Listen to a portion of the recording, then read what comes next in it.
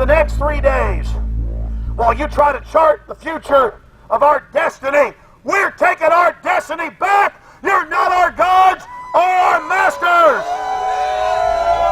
We witnessed at least 7 convoys of armed Secret Service entering the Westfield's Marriott, and internal sources confirmed that both candidates did attend at least one meeting inside the conference.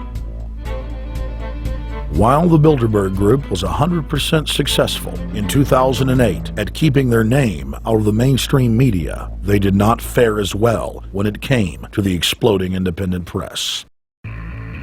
During the entire 2-day event, anti-New World Order protesters and alternative media encircled the hotel. You are being exposed everywhere! From David Rockefeller, from John Edwards, from Bill Clinton! Your game of secrecy is over! You're gonna play, get it, game, it's up close, you piece of trash! This is Bernanke, man!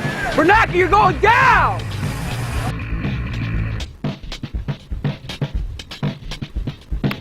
Obama, we know you're here, Obama. You cleared your schedule for the next 3 days. We know you're in Virginia. Arch criminals! New World Order scum! We are not your slave scum! Brave Americans came from all over the United States and bullhorned the main conference hall at close range as the global power brokers schemed inside. You are criminals! You control the central bank, you control the currency, and you're turning our beautiful country and world into a nightmare! The global elite are desperate to keep their organizational meetings a secret. They are keenly aware that if the population discovers that policy is being developed covertly by powerful special interest, the people will revolt. It is our duty to expose these criminals. It's a criminal act under federal law for federal officials to have private meetings to discuss world policy with non-federal workers. So everybody from the State Department, Treasury Department, White House, Defense Department, and others who show up, as they always do, they're committing a criminal act simply by being here to attend a secret meeting with officials from other countries to discuss U.S. policy in the world. So literally it's a criminal act. And every newspaper, every broadcaster has a patriotic duty to expose these scum and the evil they project. The election primaries served as a great diversion while the true future course of the nation was being set behind closed doors. You've got obviously the Bilderberger Group, founded by the former Nazi Prince Bernhard of Holland. You've got the Trilateral Commission, founded by David Rockefeller's Zbigniew Brzezinski. They're the ones who ran the Carter administration. Everybody in the Carter administration, from Carter and Mondale and Volcker and Brzezinski, were all members of the Trilateral Commission. Founding member of rap sensation Public Enemy, Professor Griff, gave us his view of the Obama phenomenon. Barack Obama's been given a pass by the Blue Bloods. He's been given the okay by certain secret societies for them to let him in. I truly believe imperialism and fascism needs a facelift. And that facelift is going to have to be black. And the reason why I believe that, simply because I think they're trying to go into Africa. Well, they're already in Africa. But they want to totally control all the natural minerals that they're going to need to carry themselves into the 21st, 22nd, and 23rd centuries. You follow me? So I think they have to go through a phase of galvanizing the masses of dark-skinned people that truly believe that change needs to come, but the change that they're talking about is not necessarily change for the better as far as the masses of the people. It's probably a better change for them. It's not going to change for us, the little man on the totem pole. And no one looks at the agenda. As long as he positions himself right, have the right tie on, have the right smile, repeats the slogans over and over and drives it home, the average American is just going to swallow it hook, line, and sinker. And we don't even know what the agenda is.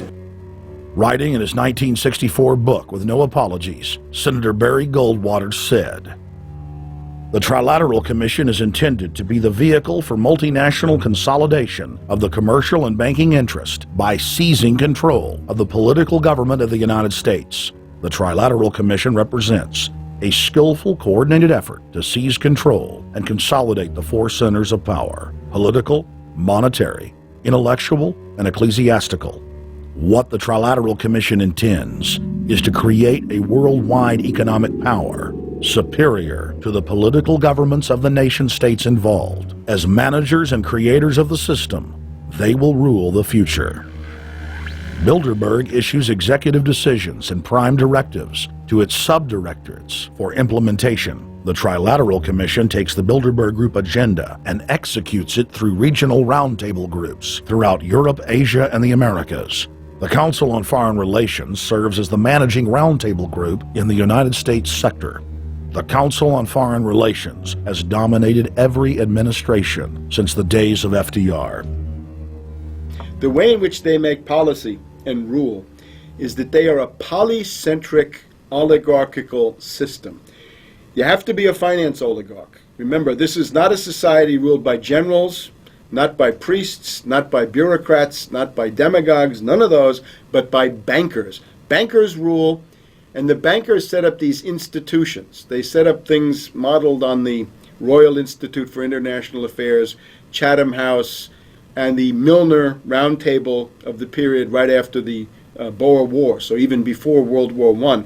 You had the British setting up these roundtables, institutes with publications and conferences, and this is how they make policy.